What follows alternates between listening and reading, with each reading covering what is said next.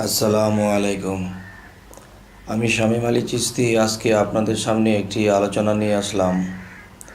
সে আলোচনাটি হলো যে এই পৃথিবীতে অনেক মানুষই তরিকতের পথ নিয়েছেন। তরিকতের পথ নেওয়ার পরে তিনি বলতেছেন যে আমার তরিকতের নাম হলো কাদেরিয়া। তার তরিকতের নাম যদি কাদরিয়া হয়ে থাকে তাহলে সেই কাদরিয়া তরিকতের কিছু প্রমাণ আদি আছে। যে এক জায়গাতে গেছে, সে কাদরিয়া তরিকতের সবক নিয়ে আসছে বা তার কাদরিয়া তরিকতে বায়াত হয়ে আসছে। এখন দেখা যায় কাদরিয়া তরিকতটা যদি মূলত বুঝতে যাই, আর কেউ যদি আমার কাছে বলে যে সে কাদরিয়া তরিকত নিয়েছে, তখন আমি বলবো যে আমাকে এই পরিচয়গুলো যদি আমি পাই তাহলে মনে করব যে হ্যাঁ, এটা কাদরিয়া তরিকতেই আমি আছি। যেমন হযরত বড় পীর আব্দুল কাদের জিলানী তিনি যখন বায়াত গ্রহণ করেছিলেন তখন তার গুরু তাকে কি দিয়েছিলেন? তাকে তার গুরু 18 পারার শিক্ষা দিয়েছিলেন। এবং যা কিছু শরীয়তের ভাষায় বলা হয় যে যখন বড় পীরের জন্ম হয়েছিল মায়ের গর্ভ থেকে 18 পারা কোরআন মুখস্থ করে আসছে।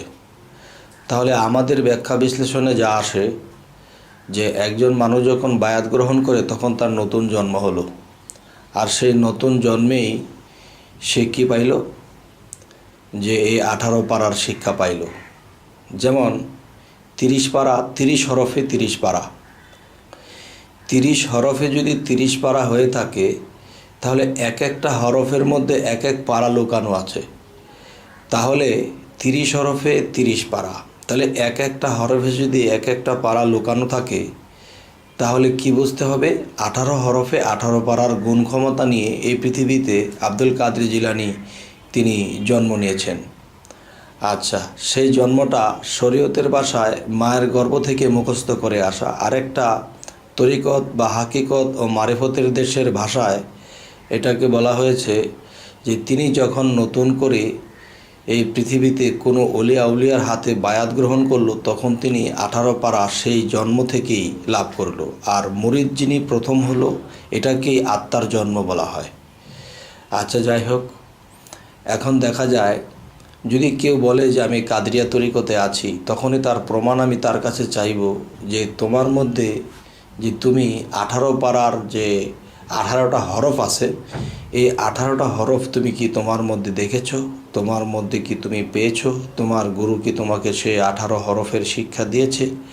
যদি না পেয়ে থাকো, আচ্ছা, আরও একটা বিষয় হলো একজন মানুষ তার নিজের একটা পরিচয়পত্র আছে, আর সেই পরিচয়পত্র কিন্তু আল্লাহর পরিচয়পত্র। আল্লাহ কুল হু আল্লাহ সূরাতে দিয়েছেন যে কুল হু আল্লাহু আহাদ আল্লাহুস সামাদ, যে আমি এক, আমি অদ্বিতীয়, আমি আমার কোনো শরিক নাই, আমি স্বয়ংসম্পন্ন, আমি জন্ম নেই না, আমি জন্ম দেই না। এই পরিচয়পত্রগুলো আল্লাহ সূরা ইখলাসের মধ্যে দিলেন।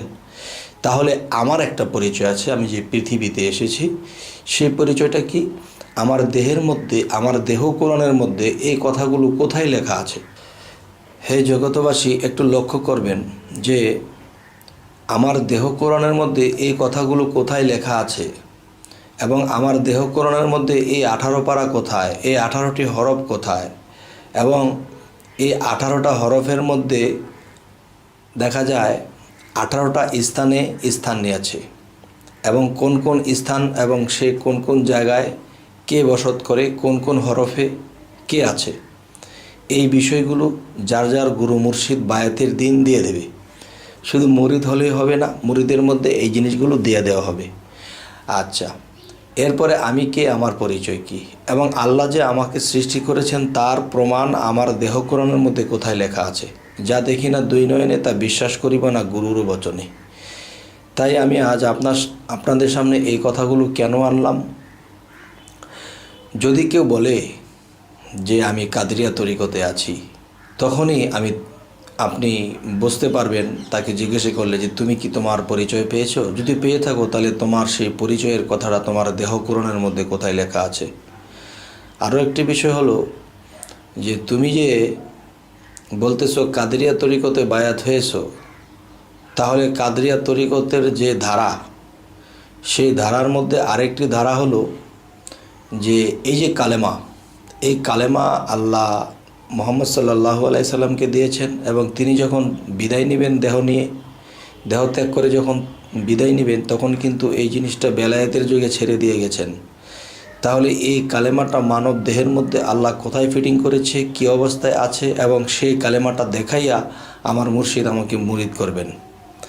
যদি এই জিনিসগুলো আমরা পাই, তাহলে অবশ্যই আমরা মুর্শিদের কাছে যাব, বায়াত গ্রহণ করব। আর এই জিনিসগুলো যদি আমরা না পাই, তাহলে ভাবব যে আমরা সঠিক জায়গায় এখনও পৌঁছাইনি। তো সঠিক পাইতে হলে আমাদের এই জিনিসগুলো একজন গুরুর কাছে সন্ধান করতে হবে। আর যদি বলা হয়, আচ্ছা তোমরা বায়াত হইছ, তোমরা চলতে থাকো, একদিন পাইবা, এই যে একটা কথা বলা হয়েছে যে একদিন পাইবা, এই যে একদিন যে পাবে, এটা কোন দিন? এই দিনের কোনো গ্যারান্টি আছে? আমি যে আরও 10 দিন বেঁচে থাকবো, এর কোনো গ্যারান্টি আছে? তাই বায়াতের মাধ্যমে নগদ যা পাও হাত পেতে নাও, বাকির খাতা শূন্য। এরপরে যা কিছু হোক, ভাগ্যে থাকলে হবে পূর্ণ। আমি কথাগুলো বলছি এ কারণেই যেন মানুষের জীবনটা এই জন্যই হয়ে যায় পূর্ণ। হে জগতবাসী, আর সামনের দিকে আর কি যাব, এই কথাগুলোই বিশ্লেষণ করার বিষয়, বোঝার বিষয়। আর এই জিনিসগুলো গুরুর কাছে যদি কেউ না পেয়ে থাকেন, পাওয়ার চেষ্টা করবেন। আর যদি না পান, তাহলে শিক্ষার জন্য যদি চীন শহরে যাইতে হয়, সেটাই যাবেন। তো যাই হোক, আজ এই পর্যন্তই রাখলাম।